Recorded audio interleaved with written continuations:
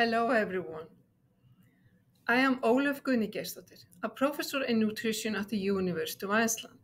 This year at FFN in Porto, Jack Bell, advanced dietitian from Australia, and I will unite our efforts to discuss the global implementation of the simple nutrition care process. This evidence-based approach has the power to transform nutrition care within the healthcare settings. We will empathize the vital role of nutrition care in patient recovery and long-term health outcomes.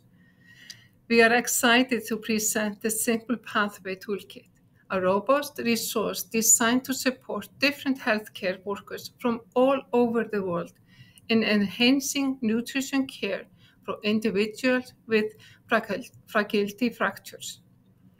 At FFN in Porto, our goal is to cultivate collaboration and shared learning, empowering each of you to adopt and adapt the simple framework within your own healthcare system.